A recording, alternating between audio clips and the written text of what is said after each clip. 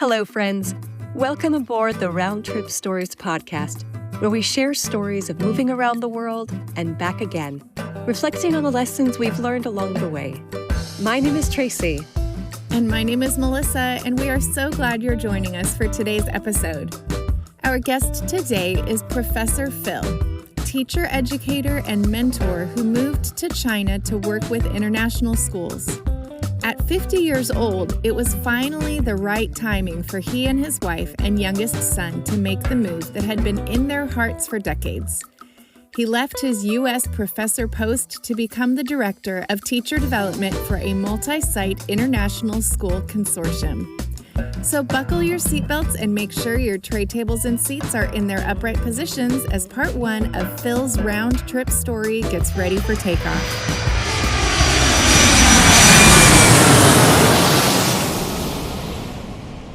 Welcome, Professor Phil, to the Round Trip Stories podcast. We're so thankful that you made some time in your West Virginia schedule to be on our podcast. It's really my pleasure, and I've been looking forward to talking to you. Yeah, it's going to be great to hear your stories. Tracy's friends always have interesting, fascinating stories to tell, and so I'm glad we get to meet another one of her friends. Yes, Phil, you're a mentor of mine. And everybody, Phil is an educator, and he is also a teacher educator. And we met in Beijing, China, and we worked for the same organization for a number of years as well when I was in China. So I'm just thankful for your role in my life.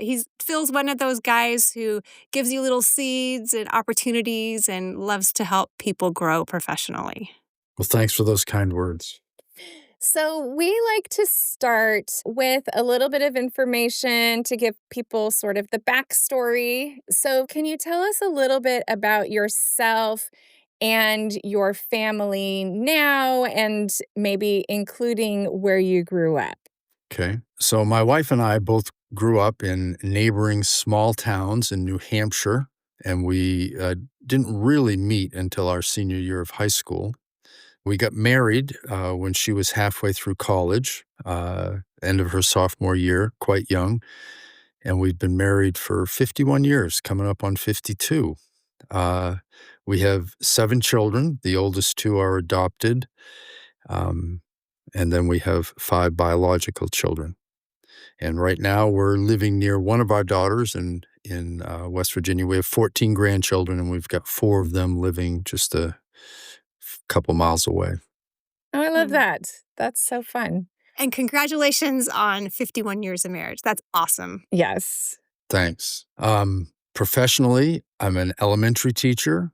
That's my undergrad degree, and then my master's degree is in school administration.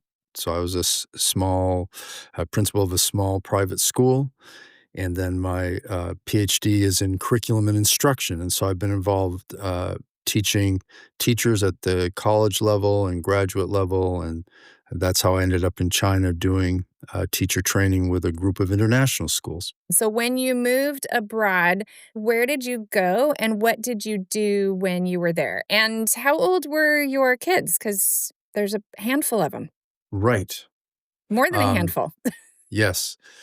So we were just about 50 years old. I had been teaching at my small university in Ohio for 13 years.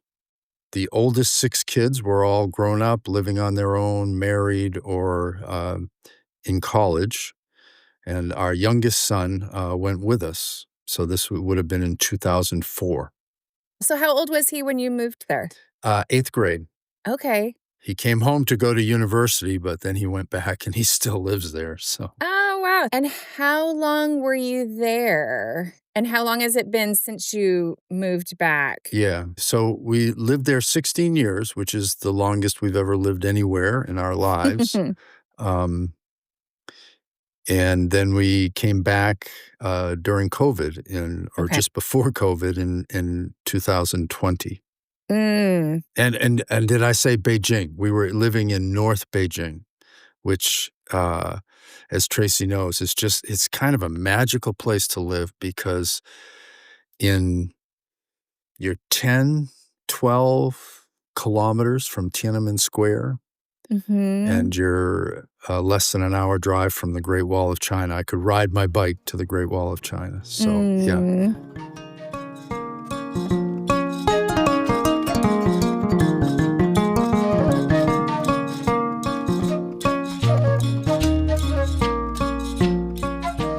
So let's start on your stories from your time living in China. Can you tell us a story about your initial transition and adjustment? Yeah, so Sue and I talked about this a little bit this afternoon because it was very smooth.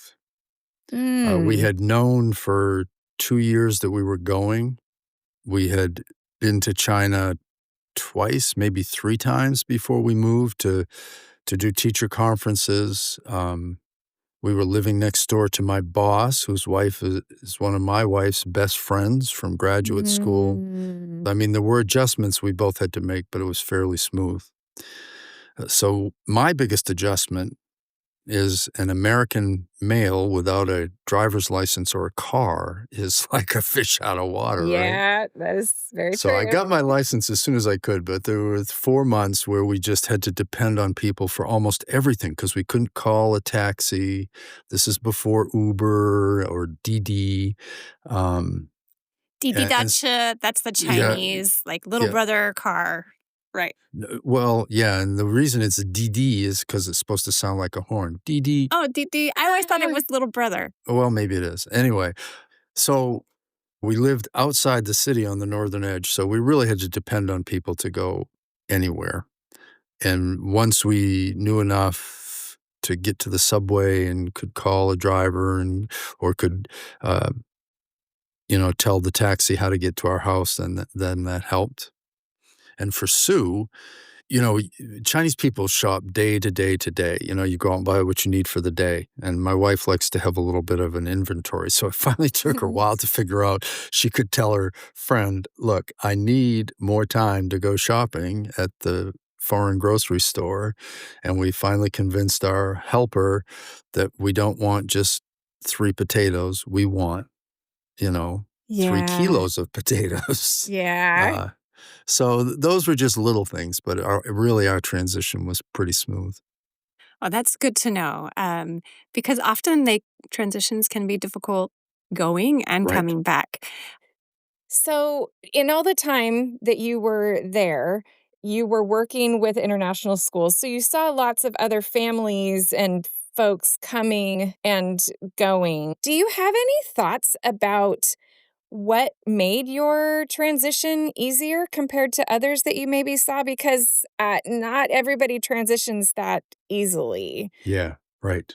So when we moved back to the States, it was so I could become the director of mobilization. So the best new recruit is a teacher that you didn't lose because they like being with you, right? So and a huge part of whether people will stay is the transition. Mm-hmm. Um, and so from what I would consider a very reliable source, they said that you have about 3 to 4 weeks to make an initial impression on your new employee, and that impression will stick with them for the rest of their 2 years and will be a huge factor in whether they decide to sign another contract. That sounds about right. So the transition is important. So what's important about that? Meeting somebody at the airport. I mean, the way you meet people, the way you arrive. So when people would arrive, they wouldn't cook a meal for themselves for probably 2 weeks. Either somebody would bring them a meal or they would be invited to somebody's house. Right away, somebody would take them shopping, help them open a bank account, help them get, the phone or a SIM card for their phone.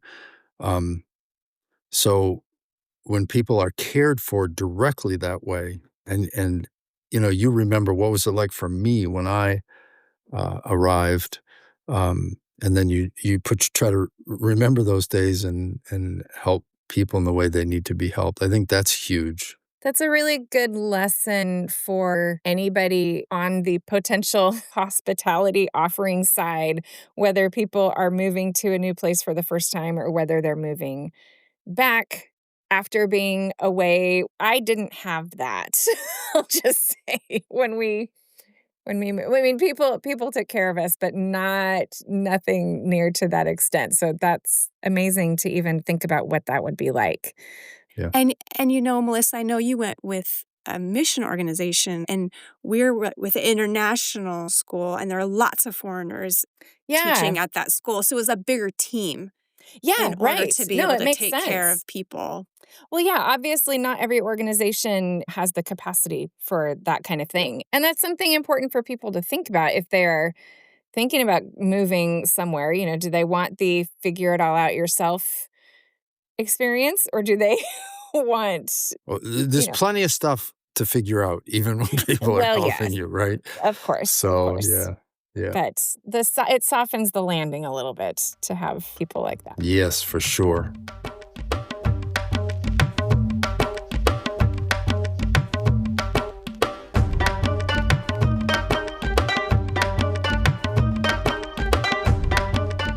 Well, tell us something that was hard. So I mentioned the not driving, and the real dependency on other people. I mean, this is good. It's a growing experience, but we couldn't go to church. We couldn't go to the store. We couldn't go anywhere without somebody. I has to say, "Hey, Greg, can you call the driver and tell him we want to go to thus and so?" And they'd call a car for us. So that dependency was hard. Yeah. So the communication, not being able to communicate, I think was difficult. So did you end up learning, it's not just Chinese, it's either Mandarin or Cantonese in the but in South. China, Okay. it's Mandarin in mainland China. Mhm. So I learned enough that I could impress you, but not Tracy. Um, That's a great way to put it. But actually, the organization that we were with, we were required to study Chinese for at least 3 years. And actually, I'm still trying to keep up on Duolingo. So I could tell a joke. I could get to where we wanted to go and stuff. So that actually was one of the fun things, Mhm. was to learn the language. Although I do remember telling people, look, anytime I want to feel stupid and worthless, and I just take a Chinese lesson. And Oh my gosh. yeah, Right. it's a difficult language. It's a difficult language to learn. Right. Mhm. One of our trainings for the organization, Life Plus International, I appreciated how our trainer was saying, okay, if you're going to learn Spanish, for example, and it's somewhat related to English, some Latin-based commonalities. If you're studying it full time, it will take you about 9 months to read it and write it and get a pretty good understanding of it. But then he said, but Chinese takes about 24 months to full-time study to be able to read and write Yep. it and speak it.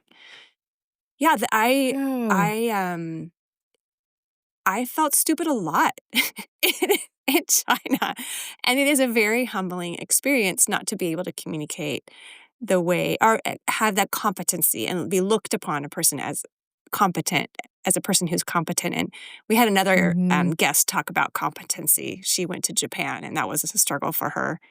But Mhm. it is Yeah. humbling. And about the car too, because having your driver's license and a vehicle in the United States is such a cultural rite of passage. And I didn't have that in China, and I felt like a kid. And I would say even that having a driver's license and owning a car is also very much tied to what class of society you are a part of. Like, we have these ideas of kind of how we see ourselves, and then when you move someplace else, things don't fit the same. Right. And socially or socioeconomically. Yeah.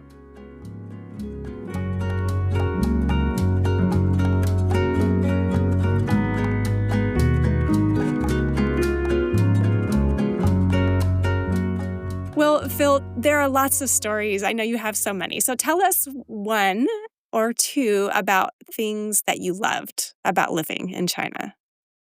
Yeah. So we love the food a lot. I loved my job. I honestly thought I have just the best job in the world. Um, I mentioned that we were living we were actually sharing a duplex with some of our best friends from graduate school, and we got to know some of our Chinese neighbors and became friends. So we had really um, good neighbors. But one of the things that we loved is we love to be in the mountains and we love to hike. And actually, we got rid of all of our camping stuff when we moved to China and uh, didn't bring hiking boots or anything like that. And within 6 weeks of being in China, we had been in the mountains twice. We didn't realize how close they were. Beijing is very flat, um, but it ends at the Mongolian plateau. And so just in an hour's drive, you're in the mountains. Uh, and we actually were going up into the mountains one weekend with our friends, and we found this little canyon that looks so much like Wyoming. And it had this little river running through it, and um, not far from a small Chinese village, and it was just beautiful and actually kind of became almost a touchstone for our family because we would take pictures there. And I can remember when my son and his fiancée visited us when he was back at university, and we took her there and they took a picture, and then they've actually been back there with their little son to take a picture. So Yeah. yeah, that was neat, and it reminded us that we thought we were giving up a lot to go to China, and some things were actually pretty good. Um, I got so that towards the end of our time, maybe the last 4 or 5 years, I would take a little weekend. I would ride my bike. I could be at the Great Wall at this little village along the Great Wall in 3.5 to 4 hours. And then I could stay in this little guest house and get a really good meal, evening meal, for about $15 or $20. So it's overnight, breakfast, and a really nice evening meal. All for $15 to $20? Yes, yes. Now it's a hard bet, so I'd bring an air mattress to blow up. Chinese beds are really hard. And so I'd do this, go up on a Thursday afternoon, be there Friday, and then leave early Saturday morning and be home by 9 o'clock before my wife got up because it's more downhill coming back into Beijing. So those were some things that we enjoyed, that I enjoyed. It's so neat that you were able to get out into nature quickly. Yes. And you knew that that was a special part of your life in the United States. Yeah. And so to be able to also do that in China seems like it would make it feel more like home and make those difficult times bearable too, because you could go on your bike ride. When we first moved to Beijing, it was about 12 million people. And by the time we left 16 years later, it was about 25 million people. Oh, my goodness. And a lot of the growth was in North Beijing. So in our area, more so where we were, Tracy, we were several kilometers to the west of you. There were still small villages. And so Matt and I would, on the weekends, sometimes just go exploring and try not to get lost because this is before the days of iPhone and GPS and everything. And so that's one of the neat things, I think, for him. It was for me, and I think for him as a young person to experience some of that village life, to see some of those villages that hadn't changed for years and years and years. And as we started to learn some Chinese, we could talk to people, and I always wished, man, that's one of the reasons I wished I could really learn Chinese, is to see some of these people that were in their 80s and 90s and know what they had lived through in their lives.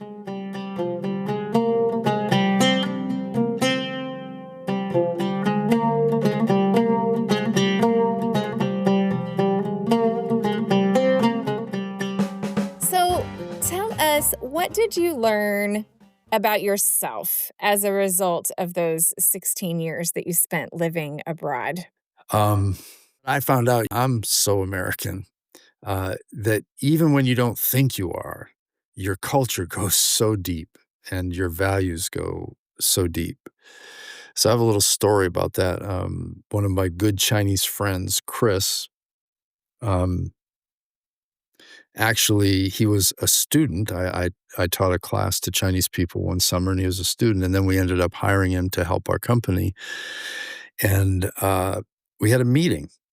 And I said, "Hey, Chris, do you want a cup of coffee?" And he said, "I'll get it." "No, I'll get it. Come on in, sit down." I said, "No, I've already got it started. I'll make one for you." No, that's okay. I'll get my own." I said, "Chris, I can get it for you." And then he looks at me and motions me over and said, "What are you trying to do to me? If my friends see me letting you serve me, they will wonder, who does he think he is that his teacher, this older man that's his teacher, he lets him serve him?" He said, "What are you trying to do to me?" he said. And I realized, okay, what I'm trying to do to you is I'm taking my American standards and I'm applying them to you, whether it's going to embarrass you and ruin your relationship with your friends or not. Um, so I learned it's even when we aren't trying to do it, we are applying our cultural norms to other people. I read this story in a Reader's Digest about who are the politest people in the world. Okay, and they would do these experiments, and of course, the Americans won. What? And it's American. That's not Really? true. Oh, I think so. Okay, but here's how they did it. So they would go to a Starbucks, and so somebody would be carrying a briefcase, and outside of Starbucks, the briefcase would pop open, and they'd drop all their papers on the ground. And they said in China, people would just, turn away, step over it, go around it, just not even look at the person. And we said, yeah, that's what they do. They don't want to embarrass them. They don't want to lose face. So you ignore them. That's the politest thing you can do. And then the same thing, you get inside the restaurant, you sit down and you drop something on the floor. And again, they told how, they gave examples of different countries. And in China, people just ignored. And so if you know a little bit about the Chinese culture, they're being really polite. Because they And don't want the person who dropped the stuff to be embarrassed. And to if they lose help face. them, if they help them, that would be losing face. Like, oh, I'm And then they'd recognizing owe your you something. embarrassment. Right. Oh, Right. It's almost like saying, now you have to buy me a cup of coffee because I just helped you. So you have some responsibility for that person as soon as you make contact and get because any now they're relationship. involved. And Yeah. so Yeah. So, and yet the flip side of that is Chinese people are very helpful. So I've remember once being on a bus and we were looking at our map and trying to figure out how to get off, and some Chinese person came to us in broken English and said, "Where do you want to go?" And we told them, and it's like, okay. And they told us which stop it was going to be. And we thought, oh, good, thank you so much. And then when the person went to get off the bus, they talked to another person that was on the bus and said, "These people need to get off at such and such a stop. Make sure they get off at the right stop." And they did. And then we found out they got off the bus with us and they said, "Oh," and we said, "Oh, no, it's okay. We've got it from here. That's okay." And he said, "Well, my stop was the last stop, so I have to walk back." But he stayed on an extra stop to make sure we got off. wow. And so really very polite and helpful people. But when you apply, the whole point of the story is you apply your own cultural norms in situations where it doesn't really fit. Yeah, polite in one place, it does not, Right. it doesn't necessarily mean polite in another place. Right. And the same thing with rude. So it's very, Yeah. you Right. can do something very rude without intending to. Yeah, So much that we have to learn, right? Like Tracy always likes to say, you don't know what you don't know. that's right.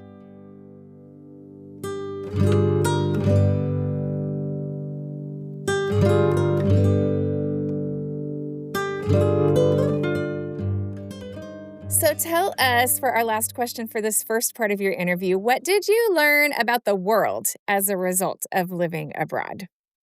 Maybe this shouldn't be a surprise, but kids, people, my Chinese students want to be cared about. They want to be loved. Chinese parents want their kids to be loved by their teacher. People want Mm. respect. And that's what I've noticed in traveling and teaching in other places in the world. That's pretty common. If you treat people with respect, if you really care about them, if you get to know them well enough to love them, that's very common. Another thing, I don't know if this is about myself or the world. I think it's the world and maybe life in general, that when your skills, your interests intersect with the needs of people in some place, that's kind of the sweet spot of life, the sweet spot of ministry, when your Mhm. skills and interests intersect with the needs of the world. Mhm. Another thing is you don't realize how much America is based on trust, like checks and other transactions, until you've lived in a culture where it's not based on trust, where I don't want to say it's mistrust, but anyway, you're in China, you have to make sure that you're getting what you expect to get. And, a check in China, just not a thing. It's either cash or credit card. That's changing in America these days, but, our society more Mhm. built on trust. And the negative side of that, um, is the materialism that we have in the States. Like our happiness, what we think is our happiness, is so connected to things that we have or don't have or want. Where in China, it's so much about relationships and less about materialism and more about relationships. So that was, I don't want to say it's a lesson I've learned, but it's a lesson that I got to think about at least. Mhm. Yeah, there's even a word for it in Chinese. Yes, guanqi. So that's part of the reason I'm here, because I can't tell you how many times I've asked Tracy to teach for a day or two or even a week for me. And so she asked me to do this 2-hour podcast. There's no way I can say no, uh, because she's way ahead on the guanchi side. It's about your relationship with somebody, like the connection Yeah, that you but it's have. different. Yeah, it's not quite that simple. It's all caught up in losing face, keeping face. This is the kind of stuff that it's so hard for us Westerners to understand about Asian culture, Mhm. I think.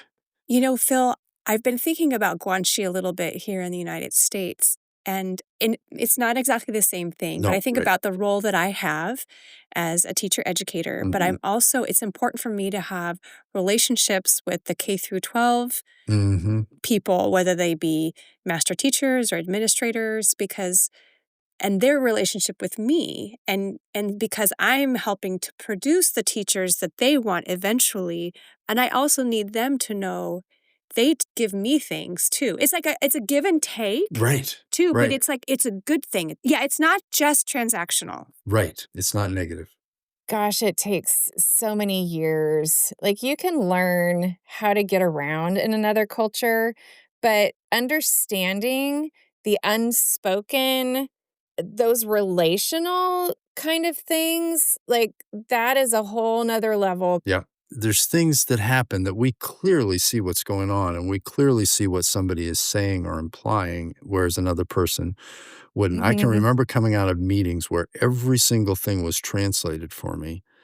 And then my Chinese colleagues would say, "Well, they said this." And I said, "They did? I didn't hear that."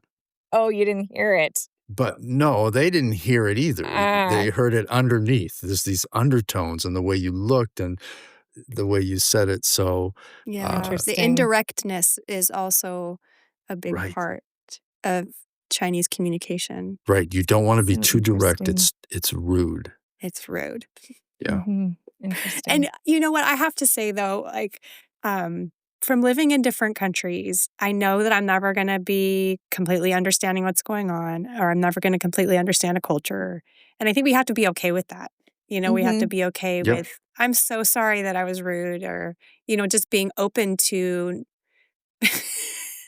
thinking that, oh, yeah, I'm going to be rude, but not on purpose. I'm sorry. It was an accidental rudeness. Yep. And Um, and I'm yeah. so thankful that we as humans can connect with each other even way before we understand some of those, all of those more complicated things, we can still love each other and enjoy each other. Yeah. We can Yeah. still connect and have relationships. So Yeah. grateful for that. Well, thank you, Phil. And we appreciate those reflections. Thanks for sharing your stories with us. Thank you, Phil, for sharing your round trip stories about China. You were at the height of your educational career and were ready to offer your skills and interests to benefit those international and Chinese educators in China. Your organization took good care of your family upon landing, and even though it was initially difficult to not have a car and be highly dependent on others, you counted those as growth opportunities. You loved your job and the food, made sure to take time to bike up to the Great Wall, and learned that all people just want to be loved and cared about. You used your guanxi to do just that, love and care for others. So, what happened when Phil returned to the U.S.? You'll have to make a return trip to our podcast for part 2 of Phil's round trip story to find out.